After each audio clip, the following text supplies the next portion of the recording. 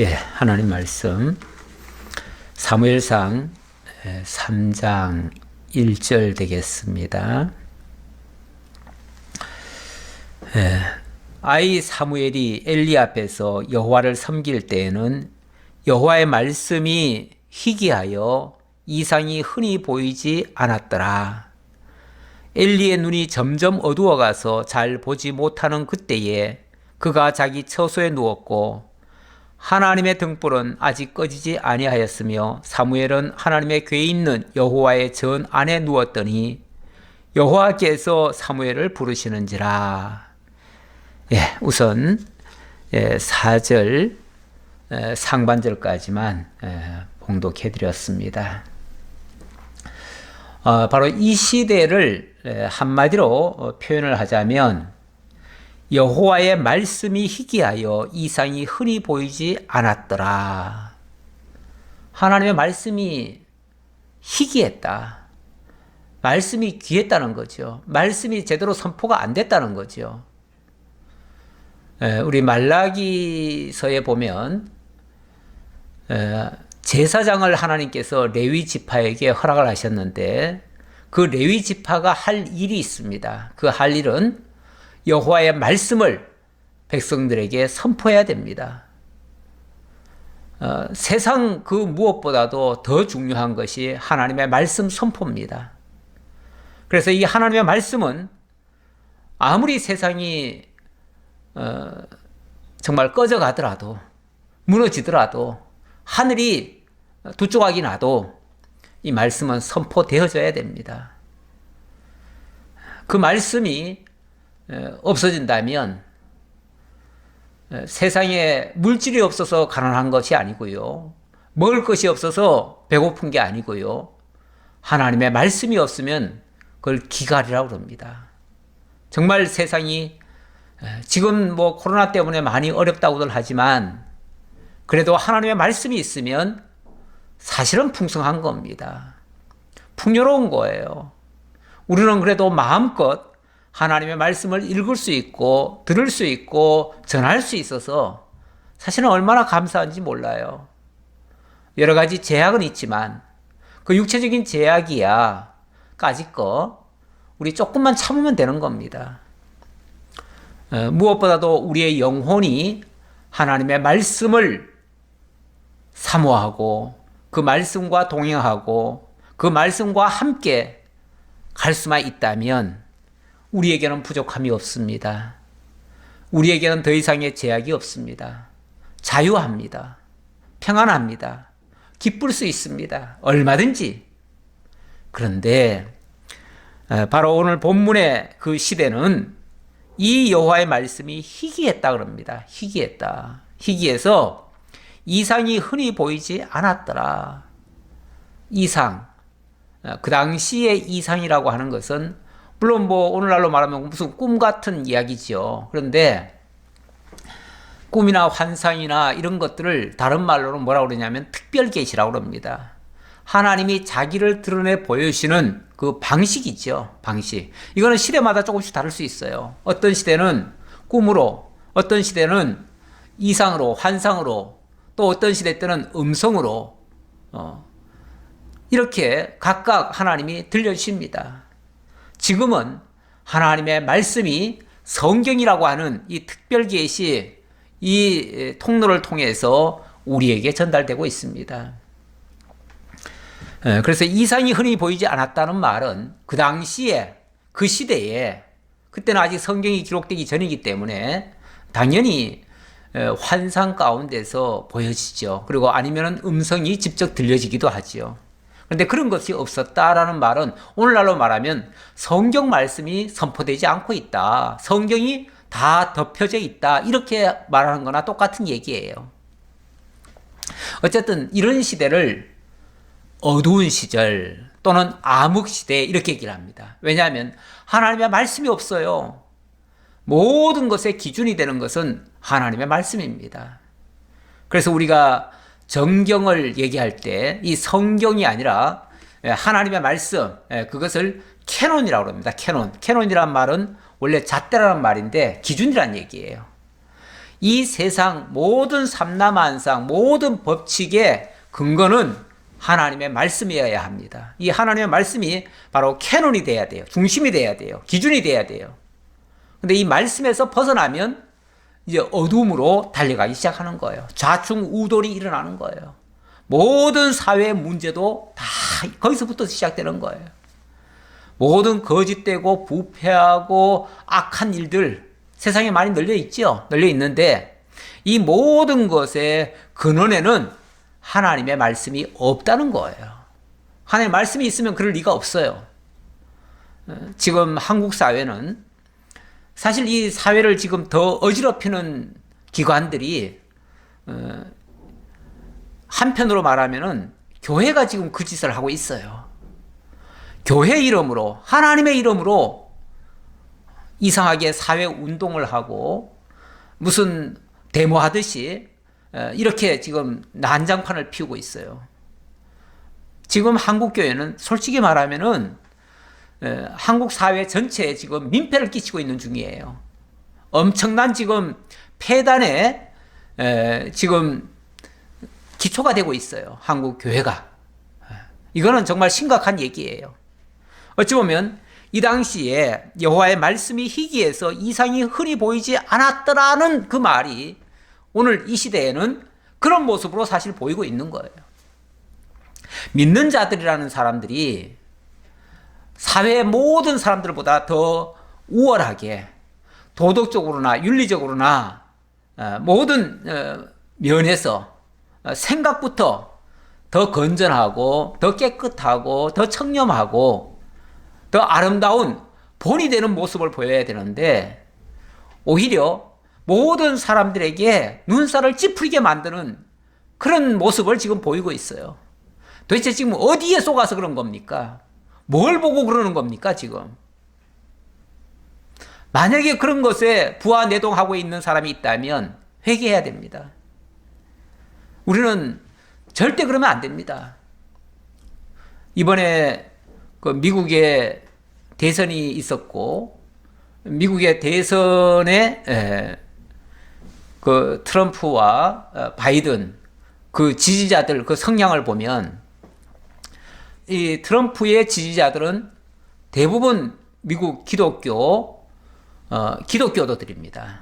그 기독교도들 중에서도 주로 그 근본주의자들이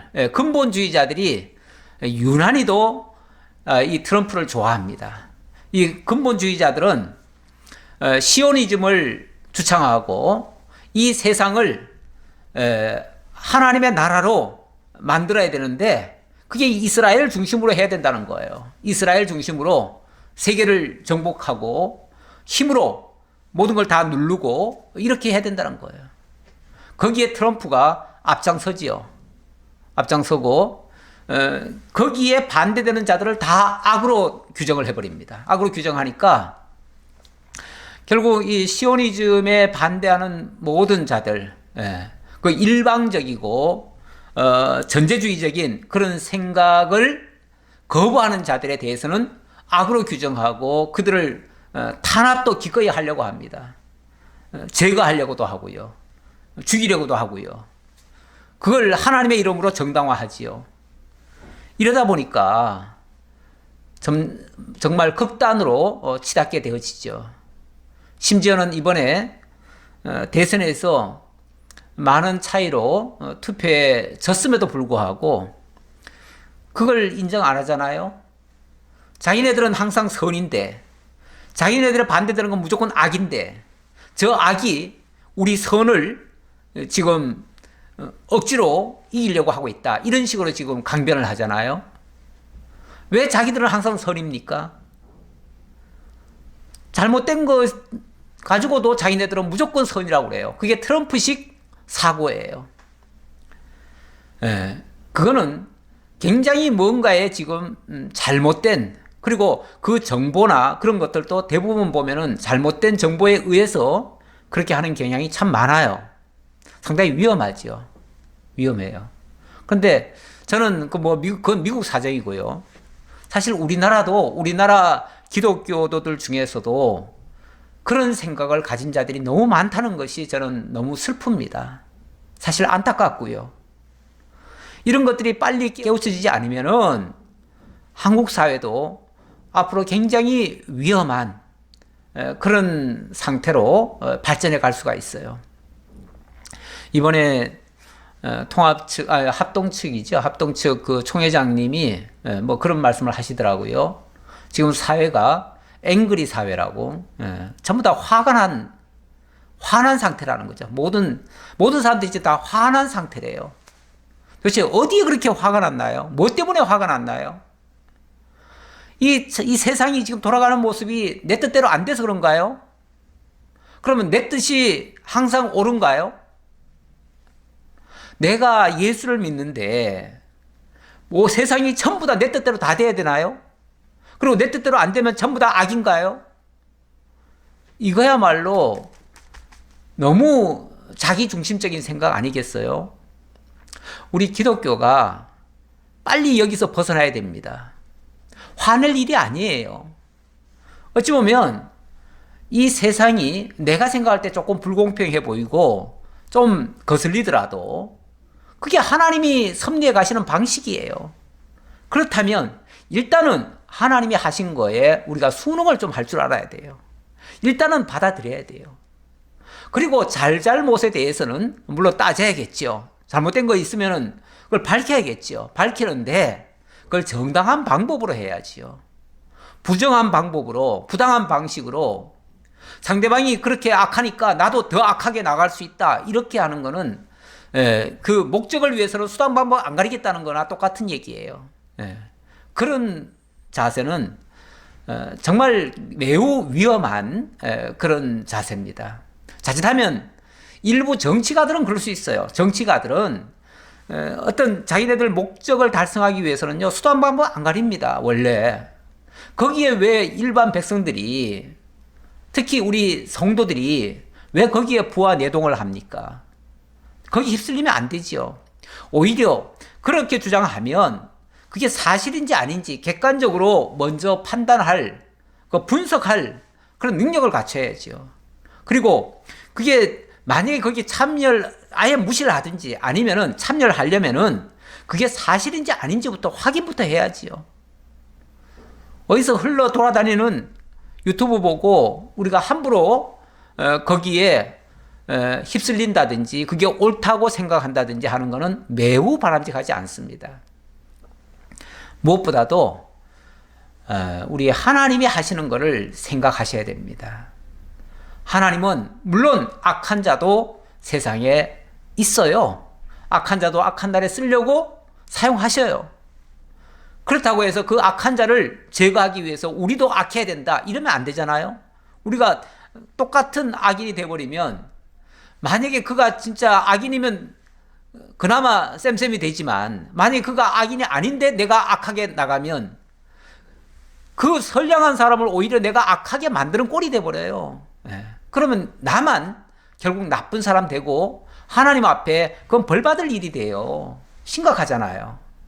그래서 우리가 함부로 그런 것에 참여 안 하는 것이 가장 좋고요. 만약에 참여하려면은 정말 팩트를 정확하게 이해를 하고 확인하고 또 물어도 보고 사실이 다 판명됐을 때 그때 화를 내도 늦지 않아요. 그런데 다짜고짜 화부터 내요. 다짜고짜 막 선동에 함께 합세를 해요. 이거는 매우 바람직하지 않아요.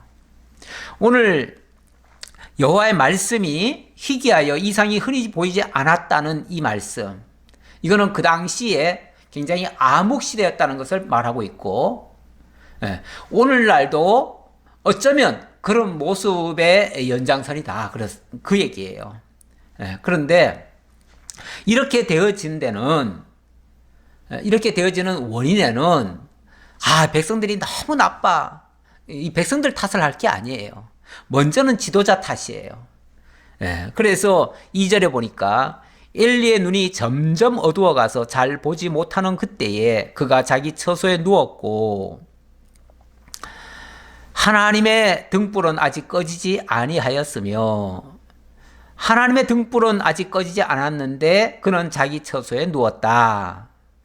그리고 그 엘리는 눈이 점점 어두워서 잘 보지도 못했다. 물론 뭐 나이가 지금 들었으니까 당연히 눈이 침침해지는 건 정상입니다. 이거는 뭐 생리적 현상이기 때문에 어쩔 수가 없어요. 사람은 다 누구든지 늙고 늙으면 눈이 어두워지고 어두우면 뭐 잘 보지 못해요. 그런데 이게 단순히 육체적으로만 그렇다는 뜻일까? 저는 그렇게 보여지질 않아요. 왜냐하면 그 전에 여호와의 말씀이 희기해서 이상이 흔히 보이지 않았다라는 이 말씀 때문에 이건 분명히 연관된 말씀이에요. 다시 말하면 엘리의 눈이 그냥 단순히 이 육체적인 눈만 어두워서 잘 보지 못하고 그리고 뭐 자기 처소에 가서 누워버리고 등불도 아직 안 꺼졌는데 이 말은요 쉽게 말하면은 하나님 앞에 서 있어야 될 자가 하나님 앞에 서 있기보다 그냥 드러누워 있기가 더 바빴다 그런 식이에요. 쉽게 말하면 자기 편의 위주로 했다 그 얘기예요. 마땅히 전해야 될 하나님의 말씀을 안 전하고 마땅히 하나님의 말씀을 들어야 될 그 말씀을 안 듣고 하나님의 말씀을 듣는다는 건 기도한다는 거 아니겠어요? 그러니까 기도도 없었고 말씀 연구도 안 했고 하나님의 말씀 선포도 안 했고 그리고 그냥 드러누워 자기나 하고 이랬다는 얘기예요. 지금 표현이 이 전체적인 표현 그 맥락이 그렇다는 얘기예요. 그러니까 당연히 하나님의 말씀이 희귀하지요. 그리고 이상도 보이지 않지요. 그런 자에게 무슨 하나님의 뜻이 보이겠어요? 안 보이지요. 바로 그런 어두운 시절이었다. 이 어두운 시절의 큰 책임은 제사장에게 있다라는 말씀을 일단 드리고요. 근데 이런 어두운 시절에 원래 밤이 깊으면 새벽이 다가오고 잠시 후면 동이 터오르죠. 밝은 태양이 떠오르죠. 다시 말하면 어두운 시절에 영웅이 나올 수 있다 그런 얘기예요. 바로 이 시대에도 이렇게 엘리의 모습은 좀 부정적인데 이에 반해서 사무엘은 하나님의 궤에 있는 여호와의 전 안에 누웠더니 여호와께서 사무엘을 부르시는지라. 그런데 그 엘리에 비해서 이 사무엘은 여호와의 궤에 있는 여호와의 전 안에 누워 있었대요. 어쨌든 벌써 위치적으로도 하나님 가까이 있었다는 얘기 아니겠어요? 여호와의 궤가 바로 하나님의 말씀인데 하나님의 말씀 가까이 있었다는 얘기예요. 물론 그가 사무엘이 뭐 그가 궤를 열어본다든지 이런 건 못하지요. 이런 건 못하지만 어쨌든 하나님 가장 가까이서 하나님 곁에서 어쨌든 하나님을 섬길 준비를 다 하고 있었다 그 얘기예요. 이렇게 준비된 자, 마음 중심이 하나님을 향한 자, 정말 하나님의 말씀을 사모하는 자지요. 그런 자에게 하나님이 부르십니다. 그런 자를 하나님 부르셨어요. 그래서 사무엘아 사무엘아 부르시니까 그가 대답하되 내가 여기 있나이다 하고 엘리에게로 달려가서 이르되 당신이 나를 부르셨기로 내가 여기 있나이다 하니 그가 이르되 나는 부르지 아니하였으니 다시 누우라 하는지라. 일단은 사무엘아 사무엘아 소리를 듣고 이 사무엘은요 지금까지 그 자기를 부르는 사람은 그 엘리 제사장밖에 없잖아요. 그러니까 엘리가 제사장이 지금 나를 부르는가 보다 해서 벌떡 일어나 가지고 엘리 제사장 처소로 달려갔어요. 아마 그 옆에 사택이 있었던가 봐요. 그러니까 그쪽으로 빨리 달려가 가지고 엘리 제사장님 저를 부르셨습니까? 그랬더니 나 안 불렀다. 안 불렀으니까 네가 뭘 잘못 들었나 보다. 가서 다시 누워 자라. 이러는 거예요. 이상하다 하고 어쨌든 뭐 안 불렀다고 하니까 돌아왔지요. 돌아와서 그가 가서 누웠더니 여호와께서 다시 사무엘을 부르시는지라. 사무엘이 일어나 엘리에게로 가서 이르되 당신이 나를 부르셨기로 내가 여기 있나이다 하니 그가 대답하되 내 아들아 내가 부르지 아니하였으니 다시 누우라 하니라. 두 번째 하나님의 음성이 또 들려왔어요. 사무엘아 사무엘아. 그러니까 또 사무엘이 벌떡 일어나가지고 또 달려갔어요. 엘리 제사장한테. 왜냐하면 이 사무엘로서는 사실 뭐 하나님의 음성을 지금까지 들어본 적이 없지요. 그러니까 당연히 하나님이 부르신다는 생각은 꿈에도 못하고요. 아, 지금 엘리 제사장이 나를 또 부르는구나. 뭐가 급한가 보다. 그래서 또 쏜살같이 급하게 즉각 달려갔어요. 달려가서 당신이 절 부르기 때문에 제가 왔습니다. 그랬더니 내 아들아, 내가 부르지 아니하였으니 다시 누구라. 나 안 불렀다. 안 불렀으니까 자꾸 그렇게 밤에 쫓아다니지 말고 그냥 가서 그냥 잠이나 자라. 그러는 거예요. 참 이상하다. 그래서 사무엘이 다시 돌아와서 또 눕게 되지요. 7절 사무엘이 아직 여호와를 알지 못하고 여호와의 말씀도 아직 그에게 나타나지 아니한 때라. 바로 이렇게 사무엘이 이 음성을 하나님의 음성으로 알지 못한 이유는 이렇다 그 말이죠. 그 이유는 지금까지 그가 하나님의 말씀을 들어본 적이 없어요. 물론 엘리를 통해서는 조금 들었겠지만 그거는 뭐 하나님의 음성이 아니잖아요. 그냥 엘리를 통해서 해석해 준 거죠. 해석해 준 거니까 직접 하나님의 말씀을 못 들어봤으니까 진짜 하나님의 말씀이 뭔지를 몰라요. 그래서 이런 현상이 있었다 그 말이에요. 하지만 뭐 엘리가 아니라고 하니까 가서 또 누운 거예요. 또 누웠는데 8절 여호와께서 세 번째 사무엘을 부르시는지라 그가 일어나 엘리에게로 가서 이르되 당신이 나를 부르셨기로 내가 여기 있나이다 하니 엘리가 여호와께서 이 아이를 부르신 줄을 깨닫고 엘리가 사무엘에게 이르되 가서 누웠다가 그가 너를 부르시거든 네가 말하기를 여호와여 말씀하옵소서 주의 종이 듣겠나이다 하라 하니 이에 사무엘이 가서 자기 처소에 누우니라. 이 세 번째 또 음성이 들려왔어요. 사무엘아 사무엘아. 그 소리를 듣고 또 엘리인 줄 알고 또 쫓아갔잖아요. 또 쫓아갔더니 그제서야 엘리가 참 엘리도 어찌 보면 좀 굼뜨지요. 영적인 신앙적 감각이 좀 둔한 거예요. 둔해서 첫 번째, 두 번째는 몰랐어요. 전혀 생각도 못했어요. 그러다가 이 세 번이나 거듭 이런 일이 있었다고 하니까 자기가 상식적으로도 이거는 내가 안 불렀는데 계속 이 부름이 있다는 것은 아마도 하나님께서 부르시는가 보다. 그렇다면 그제서야 이제 깨달은 거예요. 조금 깨달은 거예요. 이렇게 좀 둔한 거예요. 둔감해요. 우리가 이 사물을 보면서 또는 우리 주변에 되어지는 일들 보면서 어떤 사건을 보면서 지금 세계가 돌아가는 이런 현상을 보면서 그 속에서 역사하시는 하나님이 즉각 보여지는 사람이 있고요. 그게 안 보여지는 사람은요. 무슨 일이 내가 생각하기에 안 맞으면 저놈이 나쁜 놈이고 저놈 때문에 이 일이 다 그르쳤고 그러면서 누구를 탓하고 그래서 아까 이 앵그리 사회인 것처럼 화를 내는 거예요. 막 문제라고 생각하는 거죠. 문제라고. 지금 온통 세상이 다 문제다. 이런 문제를 내가 해결하려면은 나도 나가서 싸워야 된다. 그리고 사람들한테도 막 싸우자고 선동하는 거죠. 내가 잘못된 정보를 가지고 남에게 막 하는 거는요, 같이 싸우자고, 같이 악에 참여하자고 동원하는 거랑 같은 얘기예요.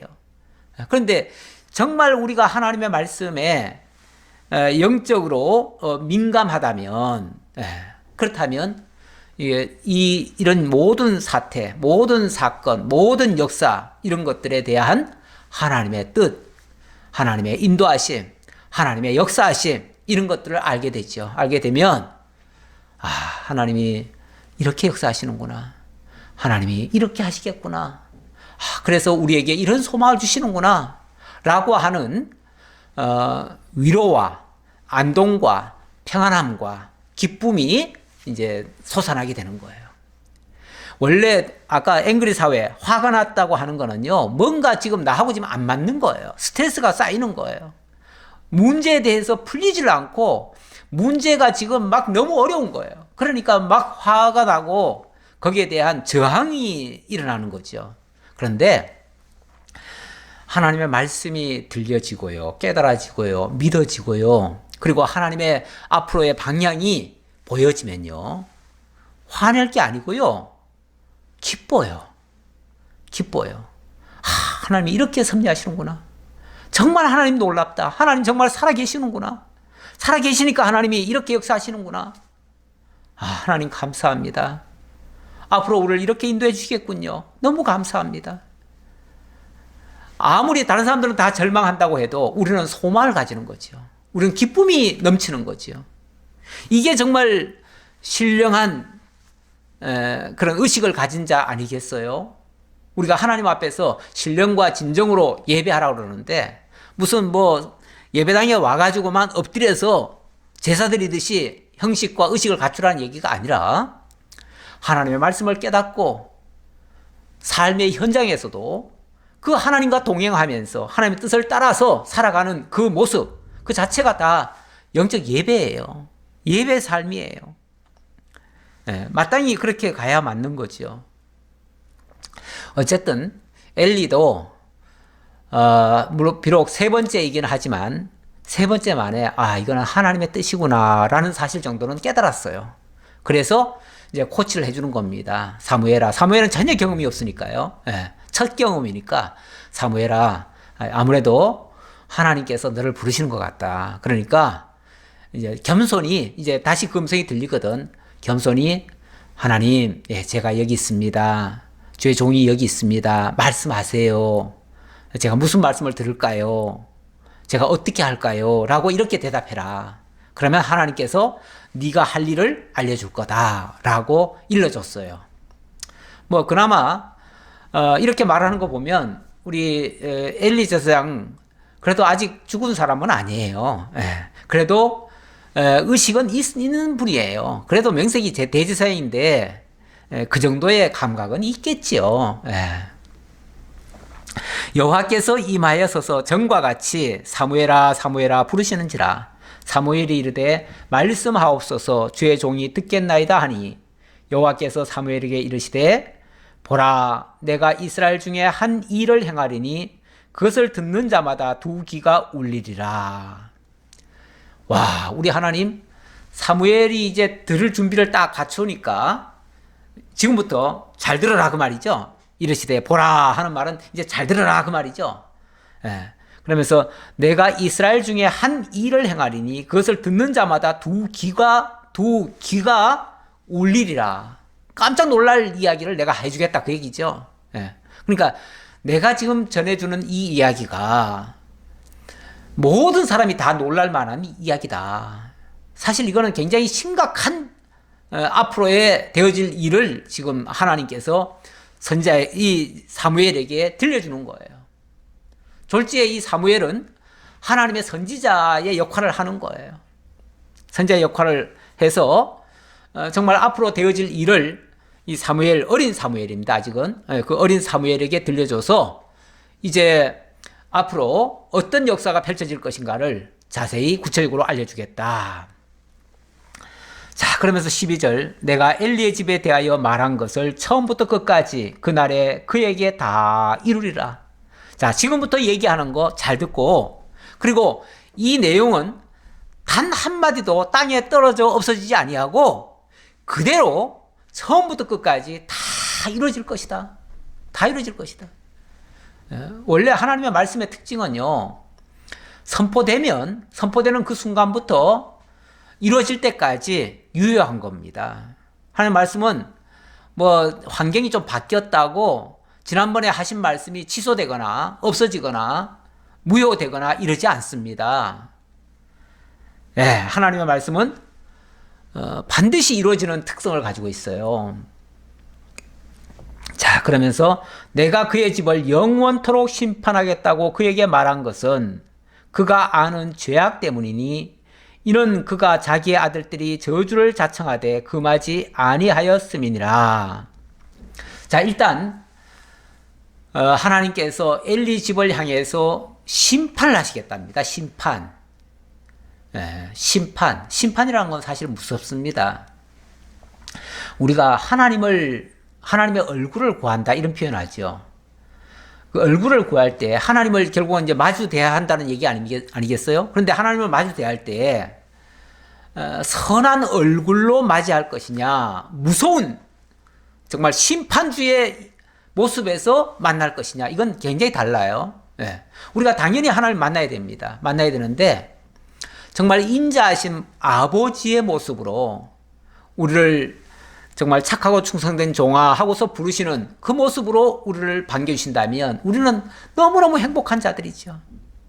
그런데 혹이라도 우리가 정말 엄청난 죄악이 있어서 그것에 대한 심판을 하시기 위해서 하나님이 다가오시고 우리를 부르신다면 우리는 정말 숨어야지요. 하나님 앞에 나설 수가 없지요. 그런데 엘리의 집에 대해서는 하나님께서 영원토록 심판하겠다 이렇게 말씀하시네요. 무섭습니다. 앞으로 이 엘리 집을 향해서 하나님의 무서운 심판의 역사가 있을 것이다 라고 선언하는 말씀이에요. 그런데 그 이유, 원인을 이렇게 얘기를 하고 있습니다. 그가 아는 죄악 때문이니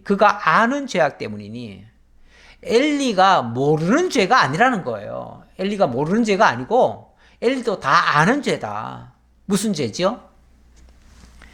사실 그 엘리의 아들들이 지난주에 아주 못된 짓 했잖아요. 하나님 앞에 드려질 제물을 강탈해 먹고요.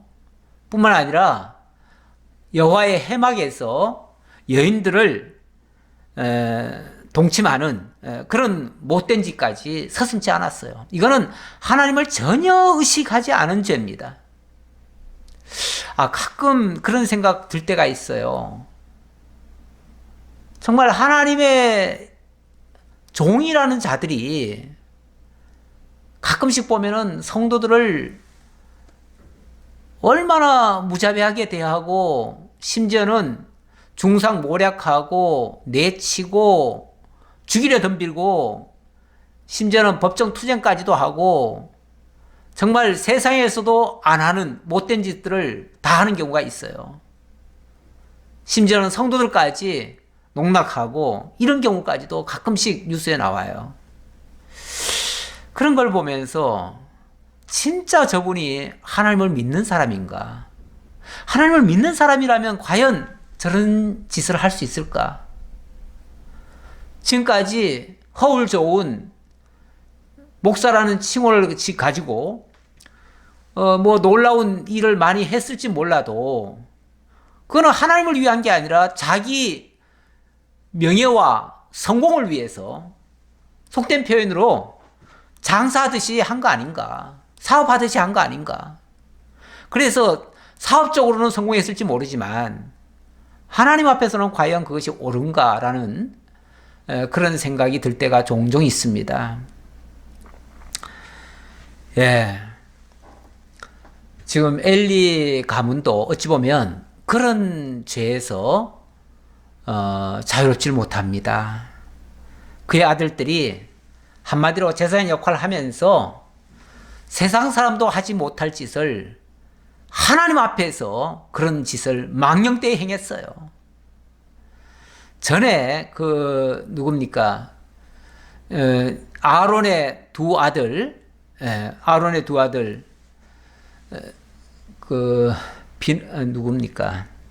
두 아들, 나답과 아비후죠. 나답과 아비후는 의도적으로 그랬는지는 잘 모르겠지만 좌우간 다른 불을 들이다가 하나님 앞에 직사를 했어요. 사실 지금 이 엘리의 두 아들의 이 죄, 홈리와 비느하스의 죄는요, 이건 실수가 아니에요. 이거는 아주 고의적이고 계획적이고 의도적이고 정말 한마디로 오죽하면은 여호와를 알지 못하더라. 심지어는 불량자라 이런 표현을 했죠. 불량자라. 이런 악한, 아주 어찌 보면 천성이 악한 것 같은 느낌이에요. 그런 자들인데, 자, 좋아요. 그들은 어차피 심판 받을 거예요. 받는데 엘리는 그것을 알면서도, 그가 아는 죄악이기 때문이니 이렇게 얘기를 했는데 그것을 알면서도 막지 못한 책임도 있어요. 우리가 남의 죄에 대해서는 솔직히 타치를 못합니다. 그렇죠? 잘 못하지요. 우리 성경에 보면 남의 죄에 너무 간섭하지 말라는 말씀도 있어요. 사도 바울이 그 얘기했지요. 남의 죄에 간섭하지 말고 정말 자기가 하나님 앞에 바로 서는 거, 이게 중요합니다. 우리는 남의 그 악행을 보면서 그를 바로 잡으려고 물론 바로 잡을 수만 있으면 바로 잡아야겠죠. 그러나 그거는 하나의 경종으로 울리고요. 그걸 기회로 해서 내가 반성을 해야 돼요. 그래서 내가 그 죄에 빠지지 않도록 그걸 경계의 거울로 삼고 내가 하나님 앞에 바로 서도록 이렇게 힘쓰는 것이 올바른 자세예요. 그리고 내가 올바로 선 다음에 그를 또 바로 세우는 것은 가능해요. 그런데 그 경고를 보고도 자기도 안 서고 그도 바로 세우지 않았다면 그 책임은 고스란히 또 자기에게 있어요. 그러니까 남이 잘못하는 걸 그것만 자꾸 고치려고 하다 보면요, 자기도 못 서면서 남만 자꾸 갈구는 꼴이 돼버려요. 그러면 나도 악해지고 그도 악해져요. 그러면 안 되잖아요. 그렇게 하기보다는 먼저 그걸 보면서 자기가 바로 서고 그리고 불을 고치는 이걸 해야 되는데 그걸 안 했다 그 말이에요. 자기 아들들이 저주를 자청하되 금하지 않았다. 그래요. 지난번에 보니까 그 잘못했음에도 불구하고 제대로 된 책망도 하나 안 해요. 그리고 네 소문이 좀 안 좋다. 다시는 그런 소문 안 들리도록 좀 해다오. 이 정도 얘기했잖아요. 그건 말이 안 되는 얘기예요. 그러므로 내가 엘리의 집에 대하여 맹세하기를 엘리 집의 죄악은 제물로나 예물로나 영원히 속죄함을 받지 못하리라 하였노라 하셨더라. 우리 하나님께서 그 죄를 규정할 때요, 알지 못하고 저지른 죄가 있어요. 그리고 알면서 저지른 죄가 있어요. 이 알면서 저지르는 죄, 이런 죄를 고범죄라고 그러죠. 아주 고의적이고 계획적이고 의도적으로 저지르는 죄, 이런 고범죄. 이런 고범죄에 대해서는요, 원래 하나님께서 나중에 보면은 도피성을 다 만들라고 합니다. 이미 얘기했죠. 앞에서 다 얘기했죠. 그 도피성을 만들었는데 부지 중에 범한 죄인들은요, 실수한 거니까 일단은 그 자리를 피하면요, 그래서 도피성에 들어가면 제사장이 사는 날 동안은 보호를 받아요. 그런데 고범죄를 저지른 자는요, 설령 그리 도망을 왔더라도 끄집어내서라도 죽이라고 돼 있어요. 그런 자는 용서의 대상이 아니에요. 우리가 예수 믿고 실수하는 거는 용서받을 수 있어요. 그러나 아주 계획적이고 아주 악랄하게 대적하는 행위들, 뻔히 알면서 차라리 모르고 하는 게 그나마 죄가 좀 가볍습니다. 뭐 죄는 어차피 다 죄지만은, 그래도 모르고 하는 죄는 그나마 용서받을 기회라도 있지만 알면서 저지르는 죄는 더 나빠요. 그렇지 않겠어요? 그래서 어떤 면에서는요, 이 목회자들이 사실은 더 두려움을 가져야 됩니다. 하나님 앞에서 정말 우리가 양심적으로 똑바로 하고 있는지 자기를 돌아보고 잘못하고 있다면 자기가 감당이 안 되면 그만두기라도 해야 돼요. 그래야 좀 남에게 조금이라도 죄를 좀 덜 짓지 않겠어요? 덜 사람을 망가뜨리지 않겠어요? 자기는 계속 잘못하면서 자리도 물러나지도 않고 계속 그런 식으로 악행을 저지른다면은 수많은 영혼들을 결국은 죽이는 꼴이 되기 때문에 그거는 정말 무서운 거예요. 바로 엘리의 죄, 엘리 집의 죄악은 바로 이렇다. 그래서 영원히 속죄함을 받지 못하리라, 이렇게 아주 선언을 해주셨어요. 이 소리를 듣고 아마 사무엘 더 이상 잠도 안 왔을 것 같아요. 그리고 이제 왜냐하면 이 너무 충격적인 이야기라 이런 얘기를 곧바로 또 엘리한테 가서 쪼르륵 쫓아가서 또 말할 수도 없어요. 그래서 15절, 사무엘이 아침까지 누웠다가 여호와의 집의 문을 열었으나 그 이상을 엘리에게 알게 하기를 두려워하더니, 참 이 사무엘이 부지런하기도 합니다. 아침까지 그 회막 안에 거기서 이제 잠을 자는 거예요. 거기서 자고, 그리고 거기서 제일 일찍 일어나가지고 또 회막 문을 열어요. 예. 그 회막 문이 이제 아침에도 열고 또 저녁에는 잠그고 이렇게 하잖아요. 그래야 이제 그 안에서 계속 매일같이 불을 켜니까요. 그 회막은 원래 매일같이 불을 켜고 끄고 합니다. 그걸 하는데 그거를 끊임없이 이 사무엘이 도맡아서 한 것 같아요. 그러니까 어찌 보면 엘리의 그 두 아들들은요, 제사장이랍시고 시키기나 할 줄 알지 자기 손수 하지도 않은 것 같아요. 네. 이 사무엘이 오히려 다 했죠. 자, 이런 일을 다 해놓고 그리고 나서 어젯밤에 하나님이 자기에게 일러준 말이 있는데 이 말을 차마 전할 수가 없어요. 전하는 것조차 두려워요. 그랬더니 엘리가 사무엘을 불러 이르되 내 아들 사무엘아 하니 그가 대답하되 내가 여기 있나이다 하니 그가 이르되 너에게 무엇을 말씀하셨느냐? 청하노니 내게 숨기지 말라. 내게 말씀하신 모든 것을 하나라도 숨기면 하나님이 내게 벌을 내리시고 또 내리시기를 원하노라 하는지라. 이 말까지 하는 거는요, 사무엘이 지금 두려워가지고 벌벌 떨면서 말을 못하는 거예요. 어쩌면 엘리 보는 것조차도 겁이 나요. 그래가지고 아마 벌써 눈치 보면 알지요. 특히 어린애들 이 표정 숨기지 못하잖아요. 예. 그래가지고 벌써 불안함이 얼굴에 쓰여 있으면요, 그 불안함이 다 보여요. 예, 다 보여가지고 뭔가 사무엘이 하나님께로부터 분명히 어젯밤에 무슨 얘기를 들었을 텐데 제가 지금 말을 못하는구나. 그래서 차마 못할 말이라 할지라도 그래도 네가 얘기해야 된다 라고 그걸 지금 강조하기 위해서 이 말까지 하는 거예요. 네가 만약에 사실대로 안 밝히고 만약에 내 입장 생각해가지고 뭐 숨긴다든지 이렇게 하면 그 하나님 앞에 벌 받을 일이야 라고 지금 얘기해 주는 거죠.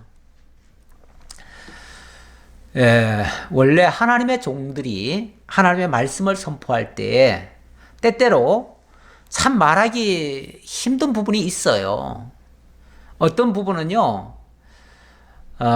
막말로 이런 말씀을 전하면은 어떤 성도가 거기에 말씀에 걸려서 넘어질 수도 있다라는 생각이 들 때도 있어요.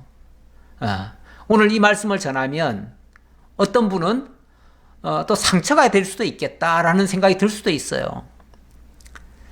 그러면은 진짜 담대하지 못하면요, 그 말 못 전합니다. 못 전하든지 아니면 빙빙 둘러 전하든지 아니면은 아주 핵심은 빼놓고 껍데기만 전하든지 아마 이렇게 하겠죠.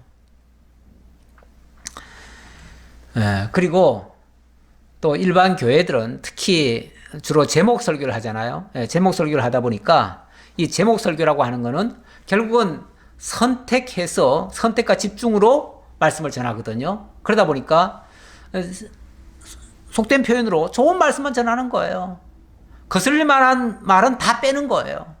그러다 보니까 걸릴 말은 하나도 안 하죠. 할 수가 없죠. 그럼 그게 사실 옳은 건가? 성도들이야 좋은 말씀이니까 좋겠죠.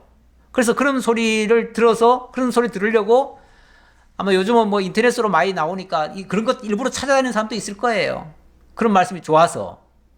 그런데 사실 그런 말씀은요, 양념을 잘 바른 음식 같아가지고 일단 양념 맛은 있어요.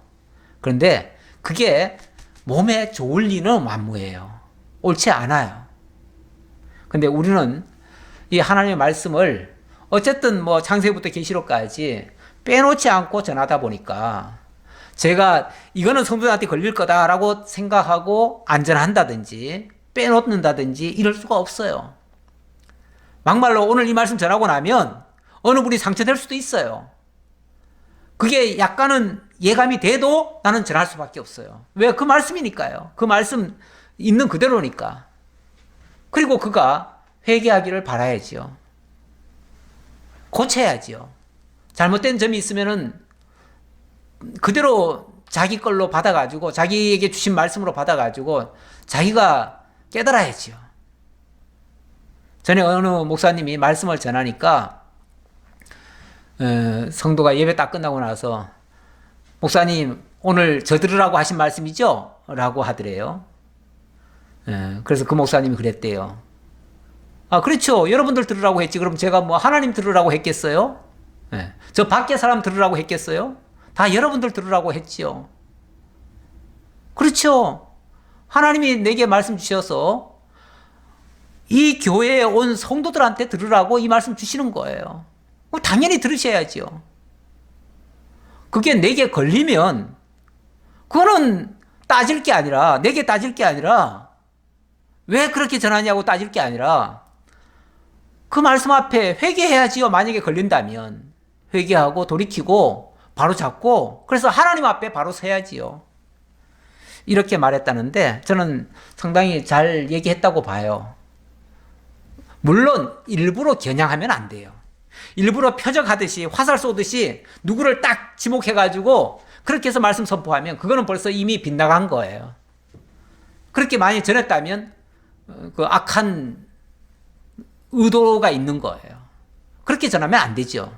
하나님의 말씀을 숨길 수가 없어서 사실대로 전하는 거는 상관이 없어요. 표적을 일부러 할 이유는 없지만 그렇다고 회피해서도 안 돼요. 어쨌든 그래서 사무엘은 이제 더 이상 미룰 수도 없어요. 숨길 수도 없어요. 피할 수도 없어요. 그래서 18절 사무엘이 그것을 그에게 자세히 말하고 조금도 숨기지 아니하니 그가 이르되 이는 여호와시니 선하신 대로 하실 것이니라 하니라. 사실 또 다 얘기했죠. 뭐 하나님이 엘리 집을 심판하신다고 합니다. 그리고 두 아들 곧 죽을 겁니다. 뭐 이런 식으로 아마 얘기한 것 같아요.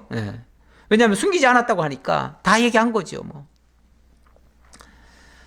그러면 지금이라도 빨리 뭐 회개하든지 뭘 하든지 해야 되지 않겠어요? 이게 마지막 어찌 보면 경고 아니겠어요? 근데 그 뒤에 그렇게 했다는 말은 사실 없어요. 없는데 자 19절입니다. 사무엘이 자라매 여호와께서 그와 함께 계셔서 그의 말이 하나도 땅에 떨어지지 않게 하시니 단에서부터 부엘세바까지의 온 이스라엘이 사무엘은 여호와의 선지자로 세우심을 입은 줄을 알았더라. 이때로부터 시작해서 하나님이 사무엘에게 주신 말씀, 그 말씀은 바로 선지자로서 선포하는 말씀이 되고 그렇게 선포되어진 말씀은 하나도 땅에 떨어지지 않았다. 그 말은 하나도 헛된 말이 없었다 그 말이죠. 선지자가 어떤 말씀을 선포하면 그 말씀은 그대로 역사 속에서도 그대로 이루어지더라. 한편에는 무섭고요. 정말 그 말씀에 순종하는 사람들 입장에서는 너무너무 감사한 말씀이죠. 사실 우리가 양심적으로 하나님의 말씀을 들으면요. 좋은 말씀이든 내게 좀 거슬리는 말씀이든 상관없이 정말 때로는 경계를, 때로는 소망을, 때로는 위로를, 때로는 평안함을 이렇게 주십니다. 잘못된 거 있으면 어때요? 잘못된 거 그럼 지적해줘야지요. 잘못된 거 있으면 지적받고 그거 고치면 되잖아요.